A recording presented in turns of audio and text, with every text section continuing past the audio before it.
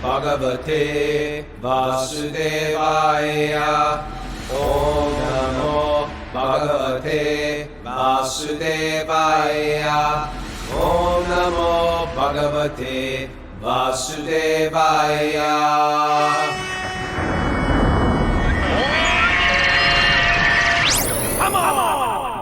Live from Super Soul Farm, this is our Wisdom of the Sages daily yoga podcast with your host, Raghunath, and senior educator at the Bhakti Center, Kaustubha.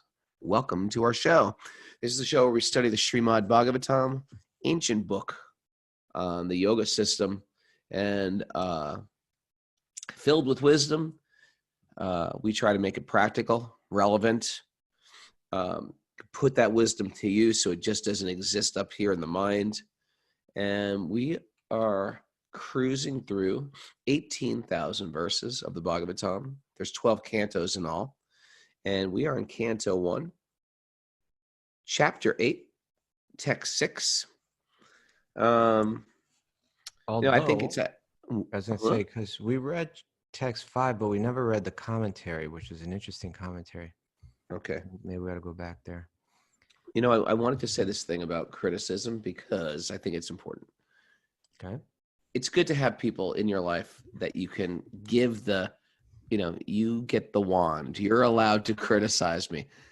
I think if you let everybody criticize you, it's problematic. It can really work. But even with letting certain people in my life, like Carla, the critic, she's allowed to criticize. I trust that she loves me. My wife, she's allowed to criticize. I trust that she loves me.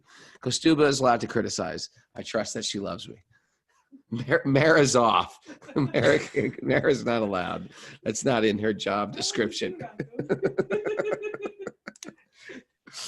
But I think if we never hear that critique, that loving critique, we don't grow.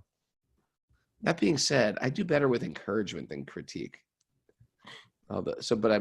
Carla came over yesterday for critical consultation, and she just took me apart, put me back together, and then she started diving in on my wife, taking her apart, putting her back together. Like only a true New Yorker can. Only a true.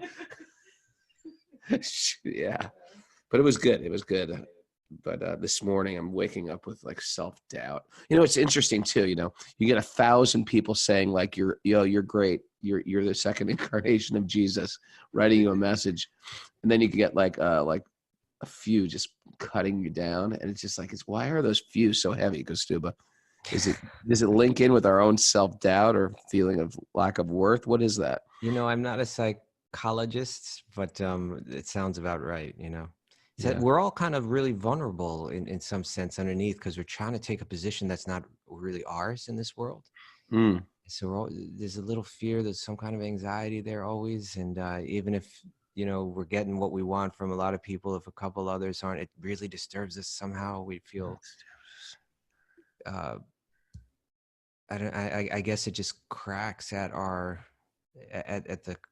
the facade that we're trying to create or something. I don't know. That's my amateur psychoanalysis. Are you implying that my facade is very massive? Well, you asked me. I wasn't talking about you specifically. I was talking about us, all of us in general. No, that's true, I think. Because we're trying to be something that we're not. And therefore we feel like we're being found out or something. Anyway. Yeah. That's my morning right now. Just read the Bhagavatam. We'll get right into it. Okay. All doubts will be overcome. That's the beauty. Okay. We start with these mantras. If you're new to this game, this thing, this hobby that we do every morning, it's really peculiar because these people on Zoom, they're here every day. What's up with them? I've got 71 of them this morning. 71 of them this morning. And so if you want to join our Zoom group, you can. When we hit 100, that's it. It maxes at 100. But we're always sort of hovering around 70 to 90. Let's see where that goes in the next year. But you can contact Mara at wisdomofthesages108@gmail.com. Wisdomofthesages108@gmail.com. Nice shirt, Raghu. Thank you, John. I appreciate that. That, by the way, it's not due to my own accord. I was criticized for looking like a slob. So I tried to upgrade. You know, my problem is I never had to be professional my entire life. My 2 careers, singer of a punk band and yoga teacher. I never, ever had to do anything else than that. You worked at the, what was that restaurant called? Ahimsa. Ahimsa. You worked at Prana, right? Did And you I work worked at Prana? I worked at Ahimsa. Parmananda worked at Prana. Prana, yeah, he worked at Prana. But you know, we were working a waiter and had a waiter and a dishwasher. I didn't need much. You know, they didn't require tuxedos in that place either. Okay, I'm in.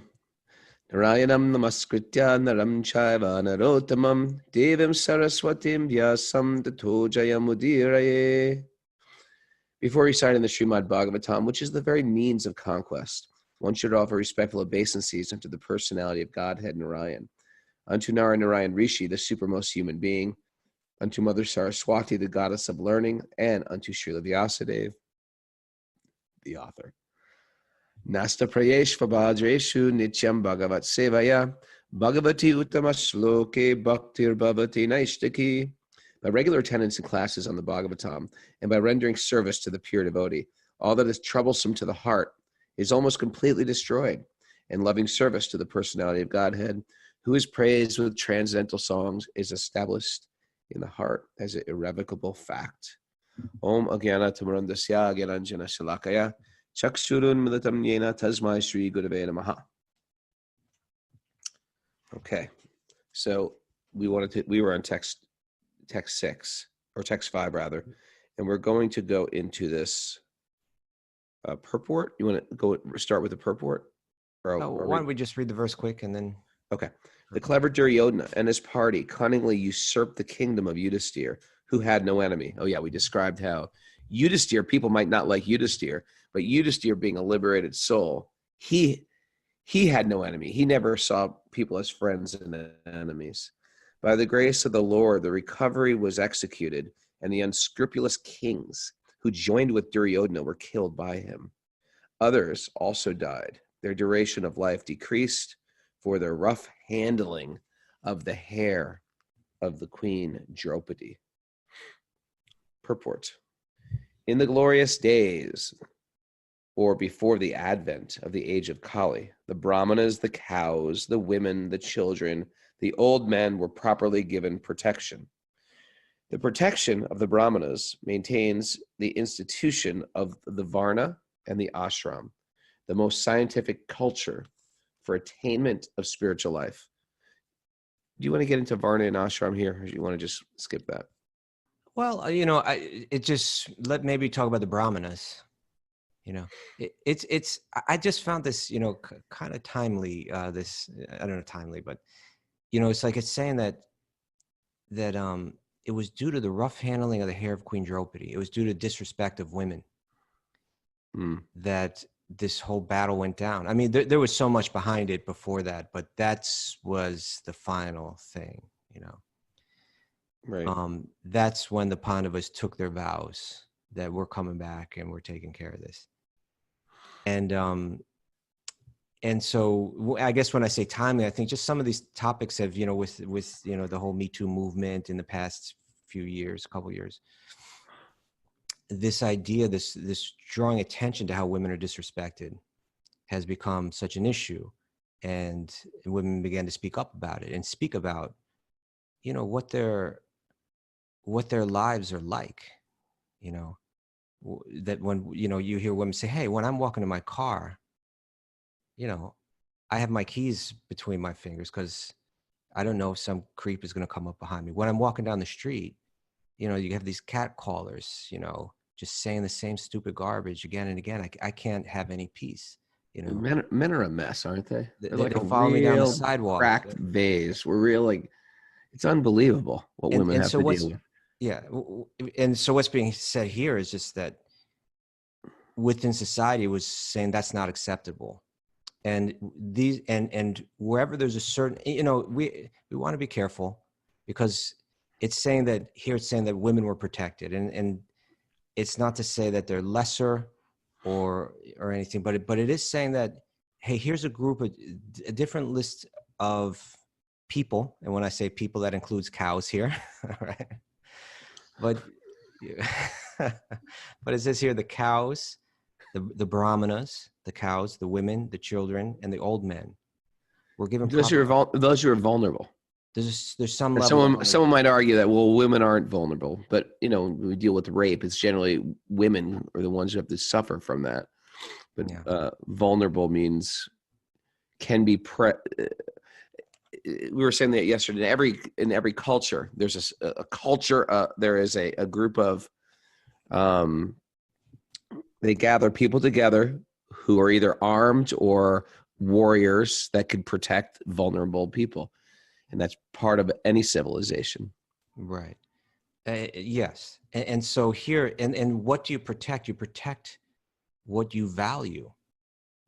You protect what you respect. What's important. And so, in one sense, when we hear this list, we can understand that these people were particularly valued. The brahmanas were particularly valued, and so that's the first thing that's being mentioned here. And the idea with the brahmanas is that you have within society, and this, in my opinion, is so lost in our society, but that you have within society a group of people that they're so incorruptible. They're incorruptible because of their faith. They have the very deep faith. God will take care of me. So I'm not even on anyone's payroll. I live basically whatever donation someone gives me. And I try to put forward some value by sharing wisdom that I absorb my mind in on a daily basis. And I live very strictly according to that. And I live very simply. And I express kindness through all my, dealings. And it's that person who can speak up and give guidance that people can trust. It's quite an amazing system if you think about it like that, because those people can't be purchased, because they're not interested in your money, because they're finding their happiness from a more subtle place than purchasing stuff. So because they live with that type of integrity, they were used as ministers to the kings. They were used as judges, lawyers, doctors, astrologers, yoga teachers, or truthfully, any type of teachers, school teachers. And even like as neighborhood kind of guides and so on, hey, we have a problem. We need to work it out. We're stuck. Two groups of people have dug themselves in based on their attachments. We need someone who's detached to step in here and give a truly objective vision, where you can turn to a brahmana for that, because they're detached. And I think we named one of the earlier episodes, attachment clouds truth perception. When we have attachments, it clouds the way that we see things. But the brahmanas, they're very detached, very simple, and so they're not so prone to corruption of their thinking, and so we can get true objectivity from them, true wisdom from them. And so I'm saying here, Prabhupada, he defines it as one who voluntarily takes the vow of poverty. He explains that in the Krishna book. I can't remember what story Prabhupada explains. Yeah, Prabhupada explains. Voluntarily takes the vow of poverty. When we think of that, we're like, what? Why would you ever voluntarily take a vow? Like, you get money and you want to give it away because that money has the ability. You don't want to be able to be purchased by somebody, and therefore you just enjoy living with very, very little. Yeah. It's actually cool. It's quite beautiful. And that's number one. You want to be number one in society, you can give up everything. Yeah, right. It's amazing. And you want the control, you want the power, you want the beautiful people in your life, you want to control things. That's okay. You can have that too. You got to be number two, and you got to maintain other people to do it. Yeah. And you got to respect number one. Respect. And you got to be second. Yeah. You got to be subservient of number one. That's why the kings, who have a lot of passion and a lot of desire to control, they have to be directed by those Brahmins, because the Brahmins can actually give good direction. And so therefore the number one has nothing. Number two, so what we have in our culture is the intellectuals, which are the Brahmins, use their intellect to make money. And therefore the whole thing is corrupt. There's no actual leaders. You could, and like, who are the ministers? Are the ministers to the leaders detached? So so what we're trying to do is recreate a Brahminical society. Yeah. That's what wisdom of the sages is all about. We're trying to actually create leaders, actually, and it's leaders based on truth and how to live with direction and give direction to others. We so much need it. You know, you look at our political system right now, which, you know, it seems dissatisfying to most people, you know, and it's like, who becomes the leader? Well, I'm a billionaire. I can finance my own campaign. So how about me? You know, and the idea was that, you know, in this culture, there were people being trained from it by wise people that were totally detached, you know, and living incredibly simply, but whose mission it was to share clear knowledge, you know, share clear values, clear morals, clear ethics, you know, clear wisdom about how to really serve, you know, how to really serve people. And someone would be trained in that, you know, from their youth, you know, so that they would be prepared to take a position of leadership. So in any case, these brahmanas were valued like that. You know, they're bringing so much, but they live very simply. They're not necessarily the most physically powerful people. Someone more, like you're saying, someone that has more of a nature of a controller might just bulldoze right over them. Right.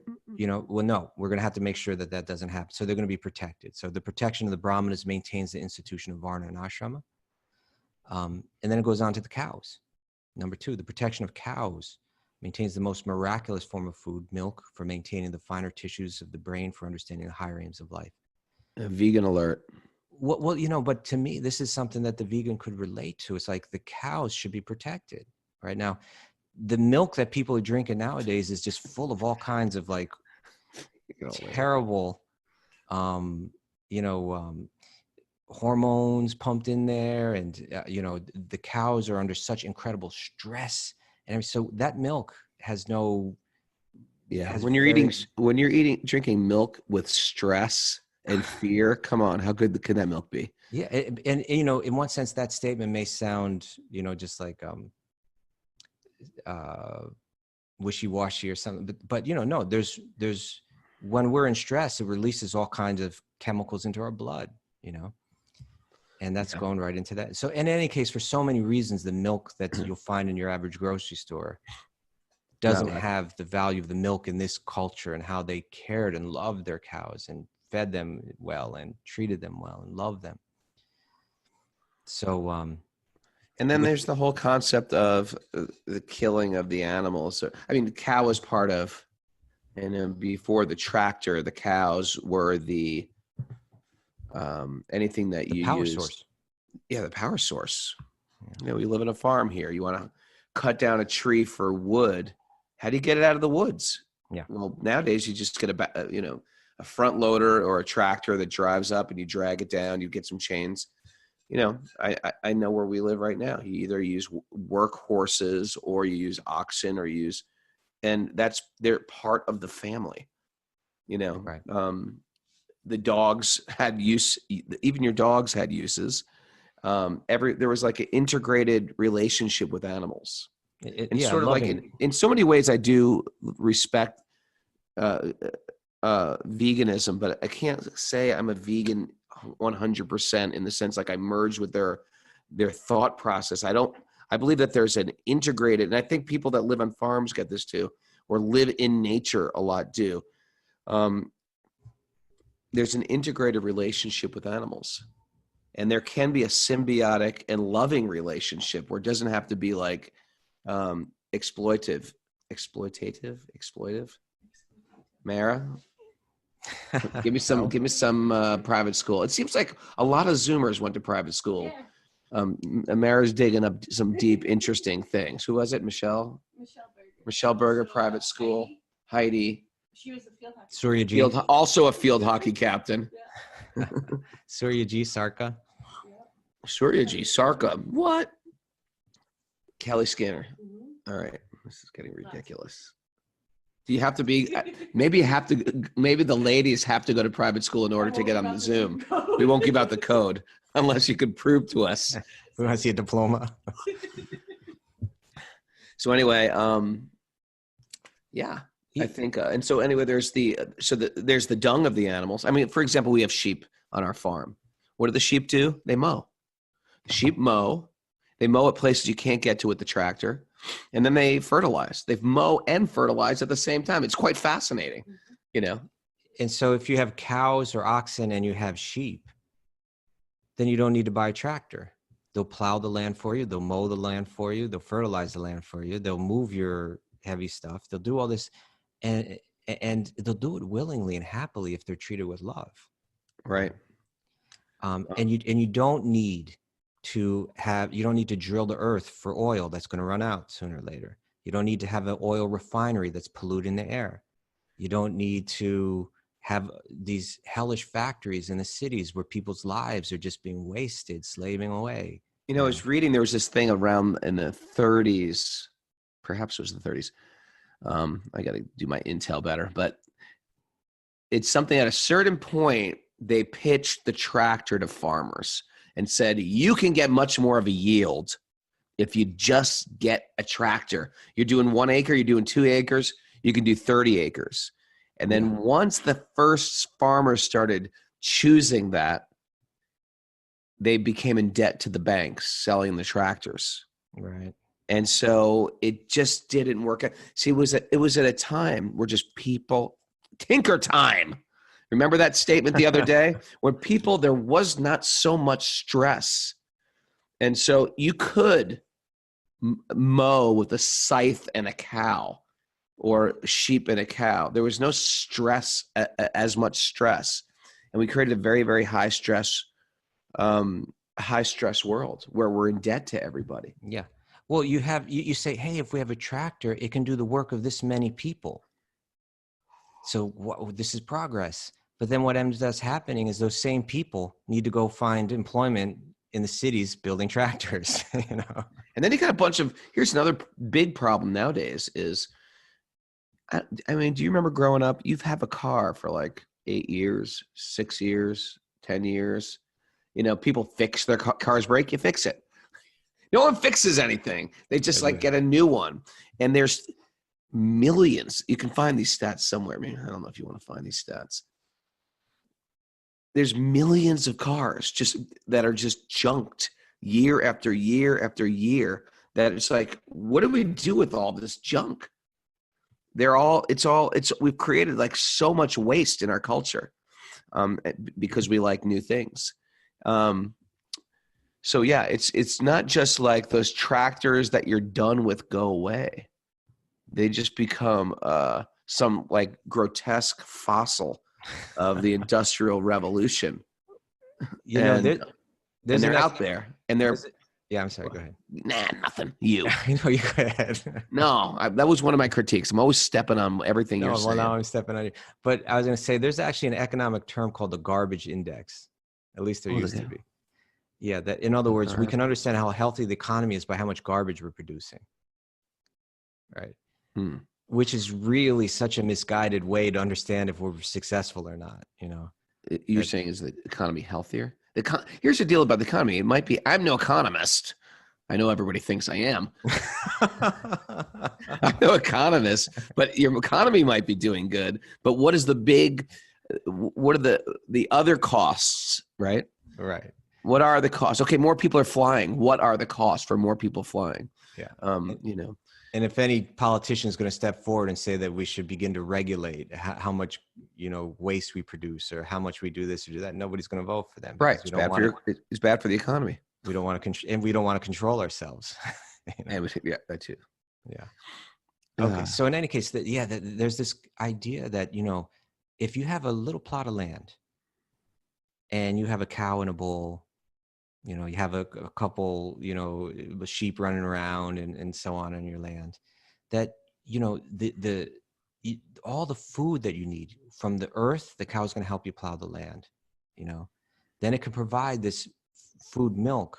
And the idea was they had this kind of system where like a community, they would take that milk and they would keep it warm, right? And during the day, everyone could come and take some milk, right? They had no refrigerators, no electricity.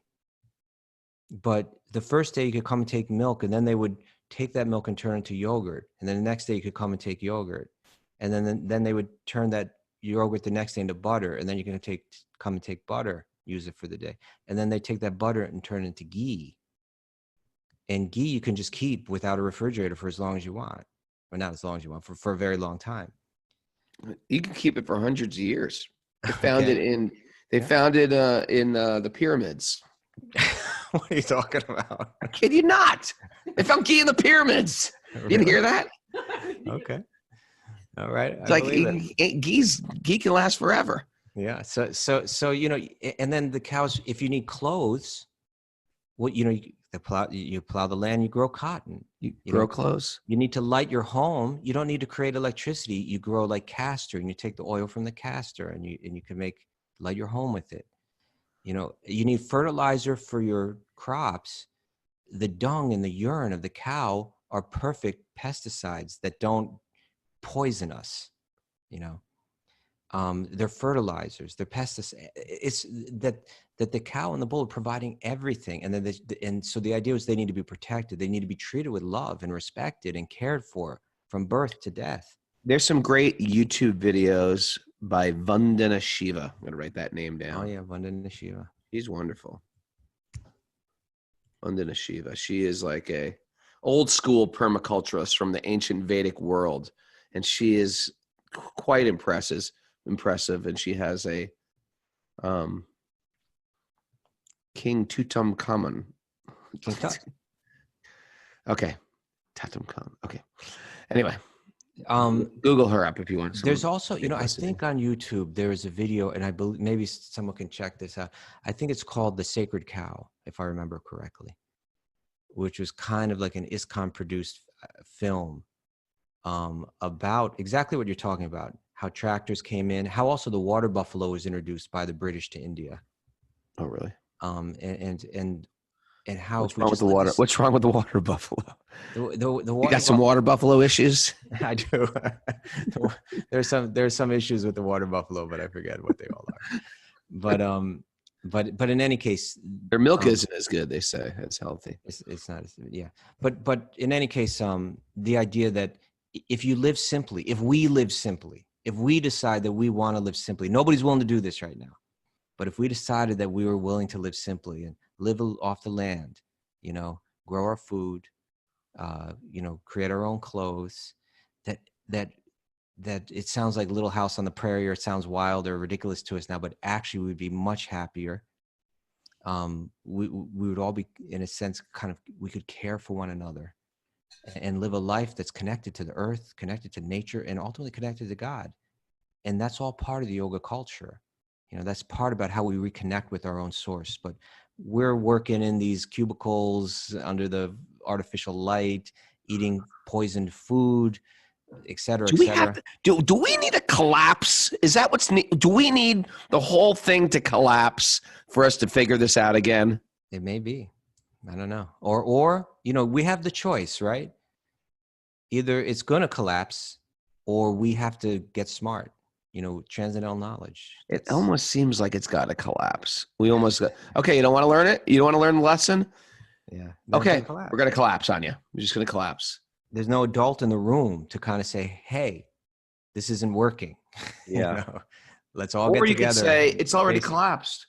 It's collapsed. Yeah. I mean, what's that giant billboard at Union Square that's like how much we were in debt? And it's like, tick, tick, tick, tick, tick. Oh, is that what that is? Yeah, it's like how much the United States is in debt. Okay. And it's like spinning. Yeah. It's like, this is a collapse. Yeah. It's extended like faith. Our economy is extended faith. Okay. All right. Let's get back here. So then I was lovingly critiqued for transgressing. Did you read the latest? Someone lovingly. I think the tangents and what did I say? The conspiracy theories sometimes take us off our spiritual integrity. And that sounds like it was the Paramatma speaking directly. No, God, serious. God speaks to us in many ways. Through my critics on my reviews. Through our critics, yeah. Okay. So number 3 is the protection of women maintains the chastity of society by which we can get good generation for peace, tranquility, and progress of life. And I know that even that, for many, that'll sound like a sexist statement, but I see that, I want to say something, Say something, Kaustubha. Kaustubha's angry now. Look. I'm not at all angry. Look at you when you get angry. You're like, something. Even his anger is self-controlled. But like you and I. Yes. We were teenagers. And we were just as dopey as any other teenager out there. Maybe I was extremely dopey. Right? Yeah. Like we're just dumb guys that, we objectified women. Where was I learning about how to relate to women? What were my examples? Who was I admiring in life? A lot of bad examples, I was a total jerk. If you could believe that. but now, like, you and I, we received a certain kind of training, and that training came through the Bhakti tradition, and it specifically came through the Hare Krishna movement. Yeah.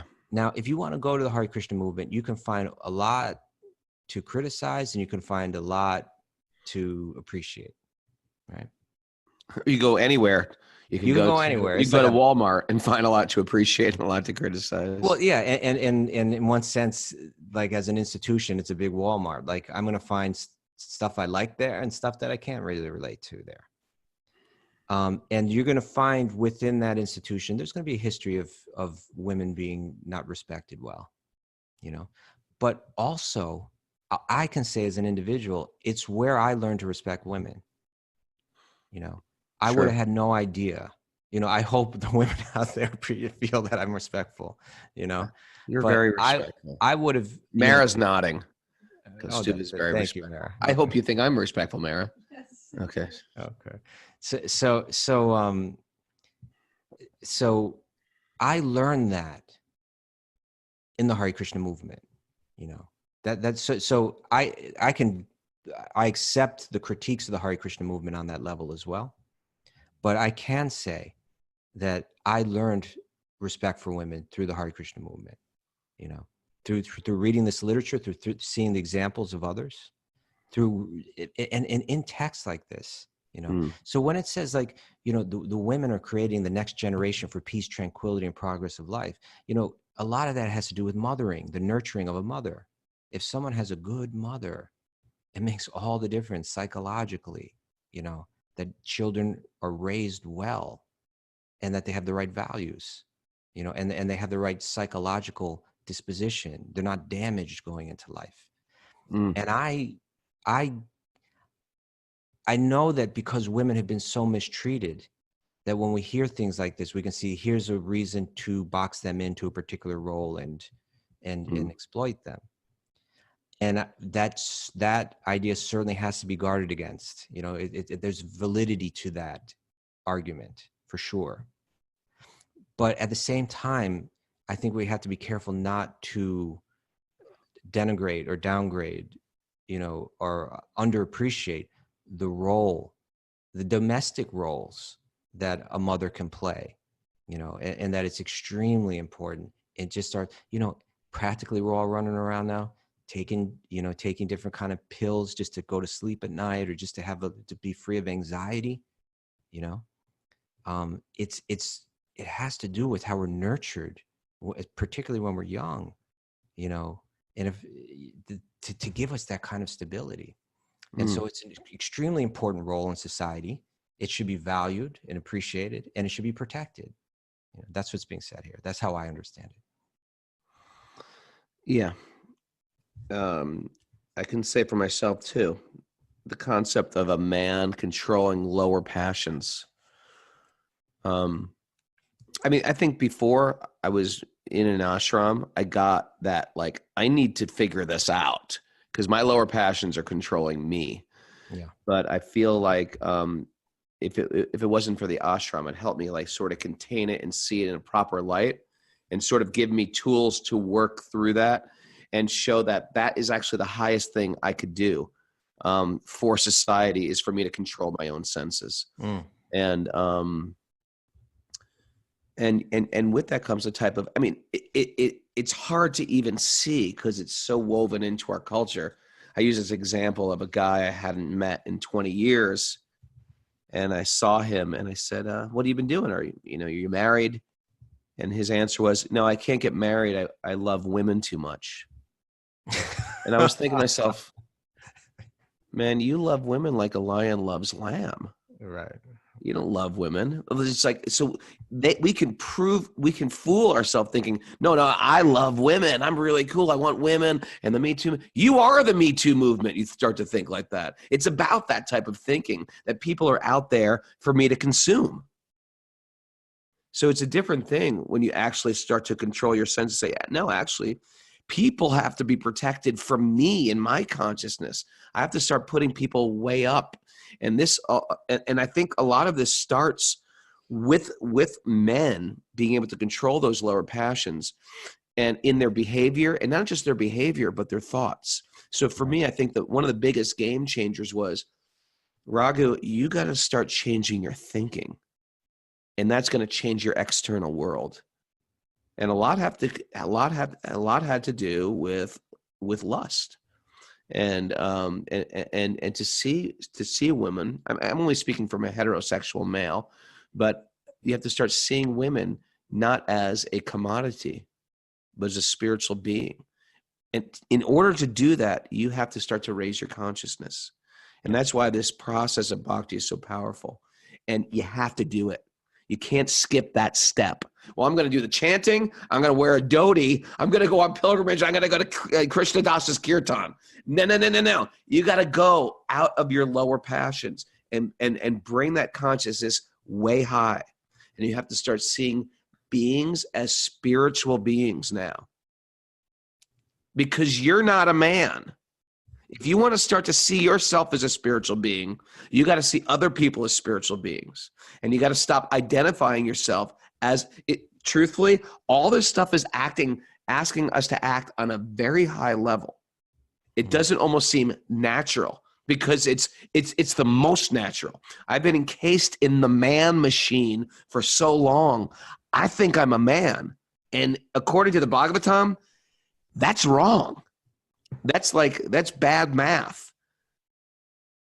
You're just in the machine very briefly. You're in the machine briefly and you're completely locked into it and you're acting like the machine. And you're not going to experience like the real highness and all your ideas for equality and respect and stuff like that.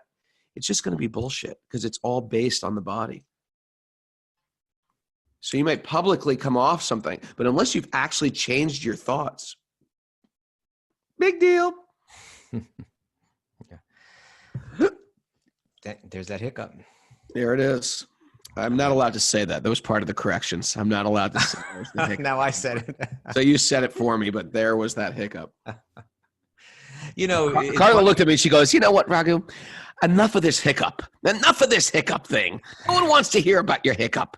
Okay, I'll take that into. You see, the men need women to step in and correct him every now and then, like. So there you go. Okay. So you will never hear me mention the hiccup. That was the last time, and I didn't even mention it. No, that was me.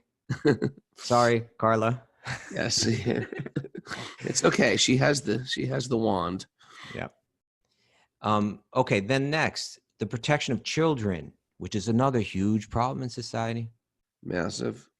The protection of children gives the human form of life its best chance to prepare the way for liberty from material bondage. Such protection of children begins from the very day of begetting a child by the purificatory process of garbhādhāna-saṁskāra, the beginning of pure life. This is such a massive one. It's sort of like, Prabhupada used to call the public schools what was the word he used? Slaughterhouses. The slaughterhouse for our children. It's pretty intense. Now, there are kids that go to public schools and get a lot out of it. I wasn't one of them. My public school was exactly that. I feel like it was almost like a slaughterhouse for my soul. In retrospect, and I wanted to do things radically different for my children. My father was a teacher in the school, but it's sort of like the fish is in the water and he doesn't realize he's wet. That's what's going on. So we think, well, okay, yeah, I want to take care of my kids, but how am I going to take care of them? And culture is just, we're all in the water, so to speak. What normal is in culture is completely abnormal. And so it takes a lot of and it's not like we are so living in caves or living in the forest or living in ashrams. We're immersed in culture ourselves. And therefore it's very hard to feel like, okay, what's necessary to pull back of what our children are consuming. And as far as protecting children, it's really protecting their consciousness, protecting their thoughts. And it's an overwhelming, it's like trying to stick your finger in a dam, to try to keep the water from holding back, because whatever you teach them, you only have a small window to teach them. And then they're on their own and they're getting educated from everybody they're hanging out with. It's a little scary. I'm trying my best, but it's a little scary.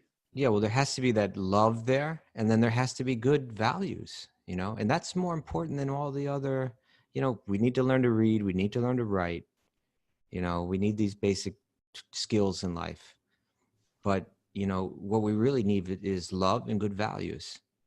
And,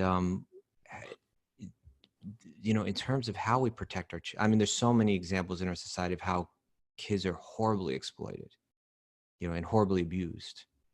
And it's just bringing up a generation, it means among us, we're like we say, we're all dented cans, on one level or another, we all go through this because society just doesn't have clear ideas about how to protect children, about how to protect women, about how to protect elders, about all these things. In any case, it's a big subject. Okay, let's go on that. But they're recommending the process of garbhādhāna-saṁskāra. So you want to mention what that is? That's from conception of existence. Yeah. It shows please go ahead. I'm sorry. Yes, I'm just from conception, the idea of I'm conceiving with the intention of bringing a soul into this world. Even prior to the sexual act, right? The intention of the parents is so thoughtful and deep. It affects the child. It's quite amazing. Yeah. Because like in every guna, you can have sex in the mode of ignorance. Maybe something like, date rape or drunken, intoxicated sex. Mm-hmm. Then there's passion, where you're sort of like, it's our first date, and you have sex. And then there's like a planned conception. And if you think I'm having sex to call a soul into the womb, who thinks like that nowadays? To call a special soul into the womb. A special soul into the womb. Yeah. Yeah, that was the way that people had children. It's just the way they didn't know things like this. It's because we're educated by Hollywood. Yeah. What love is. Yeah. Anyway, it starts with those garbhādhāna-saṁskāras, and then it goes on to the other samskaras and raising the child, and which sort of like we have to do a whole redo on. A do-over on culture. I think we need to redo our lives. We do. We're waiting for the collapse. Okay. The complete outlook. Okay. The protection of old men. Number 5, the protection of old men gives them a chance to prepare themselves for a better life after death. I think that means old men and women. I don't think it's just the old men and neglect the old women. Yeah. But here, I think, only one sentence was given there. But even here it's saying, hey, we're all going to be old one day too, you know. I don't think I'm gonna be old. You're already there, guy. You and me both. Don't get me going, man. Okay. I sat around with the kids, looked at photo books yesterday, and I was just like, all my kids were like, "Oh my God, Dad, you were so healthy and young." My wife was like, "Oh my God, you had hair." Oh my God, it was like the Ragu roast last night. It was from the kids. charming walk down memory lane, but I was like, it was actually quite humiliating. It was a tough day yesterday and bleeding into this morning. And then to make matters worse, get this one, Kaustubha. I went to the doctor and the doctor said, I'm clinically obese. I don't see how that can be. You look like a healthy. I'm clinically obese. What are you talking about? I don't know.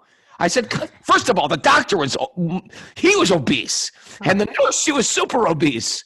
I was like, what are you talking about? I'm clinically obese. She's like, according to your height and your weight, you're clinically obese.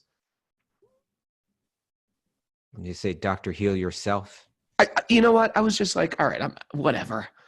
I know I got to lose some weight, but this is. Well, you know what you did receive though, Raghu? Amongst all of that criticism that Krishna sent to you through different sources, the women, the children, the doctor. What? You received a very nice message from Raghunath Swami. I did. That was very nice. That was very nice. Makes up for all of it, doesn't it? Yeah. Okay. I got a really nice message from Raghunath Swami yesterday. There you go. Sega says maybe I have heavy bones. That must be it. Yeah. But you know, so here it's saying, you know, we're all going to be old, and ideally the younger people are appreciating all that the elder people gave them and are facilitating their spiritual life. And they're, you know, that spiritual, the whole idea is that, you know, there's a culture where when you were young, you were trained in spiritual knowledge, right? We call this brahmacharya. And in the young age, you're celibate, you're being trained by a guru, you're being informed with all kind of spiritual knowledge that you're going to carry throughout the rest of your life. But you're young and you haven't experienced life yet, so you don't really know what life is all about. Right. Then you get married when you're like probably in your teens, right? Like say in your late teens, you're married. In your early 20s, you're having your children. Right. And then all of those troublesome things you're flirting with in life, the troublesome things for yoga, sexuality, you know, or money, these things that tend to distract us from our spiritual focus, you know, you're living through that, you're enjoying that. And at the same time, you're getting now practical experience of the troubles that they create in life too. You have children, it brings you incredible joy. At the same time, it brings you a lot of anxiety, you know? Do they? You tell me. A lot of anxiety. Each one of my kids presses a different anxiety button on my body. There's all different flavors of anxiety. Yeah. Kaustubha, you've never witnessed the multi flavors of anxiety. Each child. I witness it. I just don't experience it, but I witness it for sure. And I can appreciate how much, like a little infant, so much anxiety with a little infant. Yeah. You know, then they start to toddle. A whole nother flavor is they can toddle right away, right into the creek. Right, you know, that's anxiety. Then they're like 6 years old and like they're having a sleepover, anxiety. You know, teenagers smoking a cigarette, anxiety. You know, like 20 years old, anxiety. Yeah, what to speak of disease or what to speak of tragedy? You know, tragedy, disappointment. You know, on so many levels. You know, heartbreak. It's all anxiety. It's all anxiety. You know, it's the payoff. It's the payoff for having a lot of love and affection in your life. And so as a husband and wife go through that, you know, go through the pleasures of married life, but also the struggles of married life, you know, the anxieties of married life, of making money out in the world. It's great to have money and be able to buy the things that I want in life, which I couldn't do as a kid or as a teenager. But also I'm entering into a whole nother world where there's all business anxiety and business struggle. And tax anxiety. Taxes anxiety. So many things, you know? So then, but the idea is, but you got that spiritual training early in life, and you're continuing to hear as you go through that. And then as you get to age in your 40s, your kids are already grown up, you know, and they're ready to take care of you. So when you're 50 years old, you retire, husband and wife retire. You retire from making money. You retire from sex. You know, you let it all go. And you focus on your spiritual life, and the kids are taking care of you. So here it says you give protection to them so that they have the best chance to prepare themselves for a better life after death. I'm 50 years old. I don't have to work. I don't have to make money. The children are raised. And all I have to do now is absorb myself in yoga, absorb myself in meditation, absorb myself in hearing Bhagavatam, Mahabharata, etc. Go to the holy places. I got the rest of my life to focus 100% on my spiritual life. And then to share my insights and wisdom with the younger people and help give them guidance. So the elders were actually like respected. Nowadays, who are our heroes? You know, the rock stars, the athletes, the actresses, the movie stars, it's the young people. You know? Yeah, it's not like we're looking up to the wise elders. It should be the wise ones. Yeah, exactly. Yeah. We've lost that. And that's sort of like one of the gifts the Bhakti culture has given. You've given elders that you can ask questions to, that you can look up to. You know, sometimes they're father figures that maybe a father we've never had, or a saintly mother, or a loving mother figure that perhaps we didn't have. So it's another beautiful gift. Yeah. So in any case, you know, we spent the whole time today on this commentary. So we spent 2 days on this verse, you know. Sometimes you have to. Sometimes there's a lot there. Yeah. And but here the idea is, let's value everyone. And if in any way someone's vulnerable, let's protect them. Let's recognize the gifts they're bringing to society. Let's make sure that is preserved, you know. And if there's this kind of protection and value going back and forth in society, you have a healthy society, you know. But we need some kind of guidance, some kind of moral, some kind of ethics to understand what is valuable and why it's valuable.